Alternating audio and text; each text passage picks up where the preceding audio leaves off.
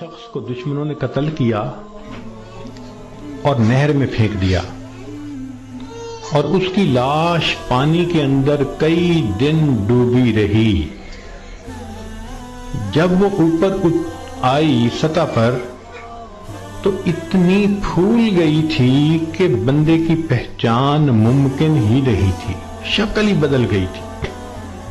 Police والوں کو پتہ چلا، انہوں نے آ کے لاش نکالی اور جب دیکھا کہ پہچان ہی نہیں ہوتی تو انہوں نے قریبی بستی والوں کو بلایا اور کہا کہ بھئی اس کو نہلا دو، کفنا دو، مسلمان تو ہے۔ چنانچہ امام صاحب نے کہا کہ جی میں نہلا تو دوں گا، میرے پاس کفن کے پیسے تو نہیں ہیں، مجھے کفن کے پیسے دے دو۔ ایک بندے نے کہا کہ جی اعلان کر دو۔ ذرا سنیں، مسجد میں اعلان ہوا، بھائی لاوارث نعش ہے، کفن خریدنا ہے، چندہ لاؤ۔ کوئی روپیہ لایا، کوئی 2 لایا، کوئی 5 لایا۔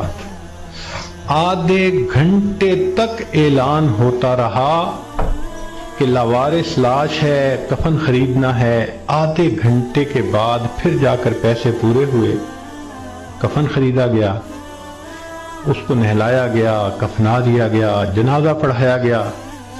جنازہ پڑھتے ہوئے ایک آدمی کی آنکھ میں بھی آنسو نہیں تھے، اس لیے کہ کوئی جانتا ہی نہیں تھا یہ کون ہے۔ جب اس کو دفن کیا گیا تو 3 مہینے کے بعد کیس کی حقیقت کھلی، تب پتہ چلا کہ وہ سرگودا کے علاقے کا ایک ذمہ دار تھا۔ 4 مربع اس کے باغات تھے، کروڑوں کی سالانہ آمدنی تھی، کوئی 6 کروڑ روپیہ اس کے بینک بیلنس کے طور پہ موجود تھا اور اس کے 4 جوان العمر بیٹے تھے۔ اس لینڈ لارڈ نے کبھی سوچا بھی نہیں ہوگا کہ میں کروڑوں پتی بندھا جب دنیا سے جانے لگوں گا تو چندے کا کفن لے کے جاؤں گا۔ اس کو کہتے ہیں وارث مان نہ کری وارثاں دا، رب بے وارثا کر مار دئی، کہ وارث تم اپنے وارثوں کا مان نہ کرنا، اللہ بندے کو لاوارث کر کے مار دیتے ہیں۔ ہمیں کیا پتہ کس حال میں موت آئے گی، آج وقت ہے اس موت کی تیاری کرنے کا۔ اس لیے امام غزالی رحمۃ اللہ علیہ فرماتے ہیں، اے دوست تجھے کیا معلوم کہ بازار میں وہ کپڑا پہنچ چکا ہو جسے تیرا کفن بننا ہے۔ ہم نہیں جانتے کب ہمارا کفن بازار میں آ جائے گا۔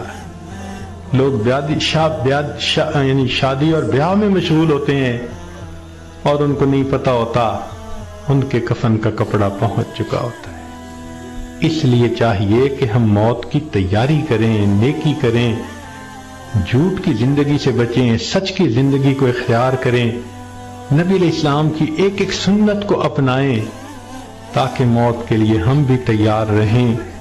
کیا معلوم کب جانا پڑ جائے۔ ہمارا حال تو وہی ہے کہ بارات پہنچ گئی تھی اور لڑکی والے لڑکی کے کان سلوانے گئے ہوئے تھے کہ جی ہم نے کانوں میں بالیاں ڈالنی ہیں۔ جیسے اس لڑکی والوں کو شرمندگی ہوئی، وہی حال ہمارا ہے کہ ملک الموت پہنچ جائیں گے اور ہم نے ابھی تیاری ہی نہیں۔